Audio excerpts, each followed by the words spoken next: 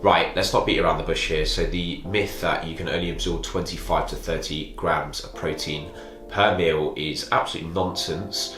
Now, the reason this sort of came about in the first place was because in order to spike muscle protein synthesis, which is a term commonly used to refer to building muscle, spiking this anabolic response from the body regularly every 4 to 6 hours during the course of the day, it was figured out that if you have a 25-gram serving of a good protein source with a good amino acid profile. Amino acids are the building blocks of protein.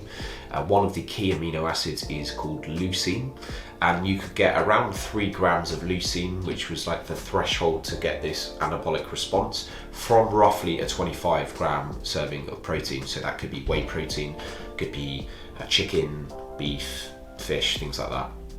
Now, this led people to believe that anything above 25 or 30 grams of protein is completely wasted, but this misses the point completely. What is going to get you results in the gym in the long term and seeing changes in your body is hitting a good amount of protein at the end of each day. Your total daily protein intake is what matters. Now, you want to be landing at roughly 1 gram per pound of your body weight.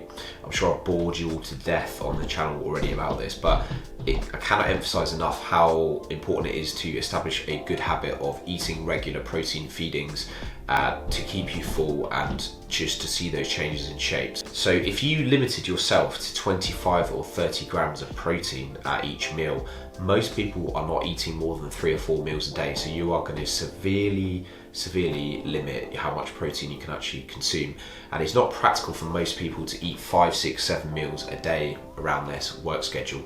So in order to actually hit a good amount of protein per day, you're going to have around 40, 50, 60 grams of protein at each serving.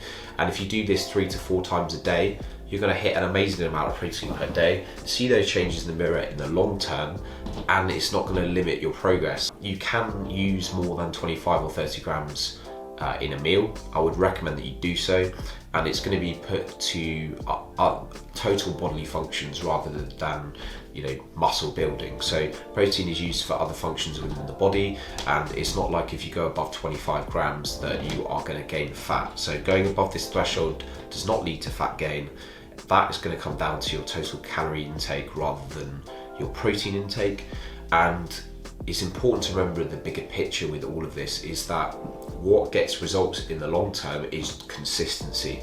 Consistency on your diet, eating good quality foods, eating a high protein diet, weight training consistently over time, and all these good habits around being more active through a step count and weight training consistently. So don't limit yourself by how much protein you eat at each meal and ignore the noise. I hope you found this video useful. If you did, drop it a like, subscribe to the channel if you are new, and I'll see you on the next video. Thank you very much.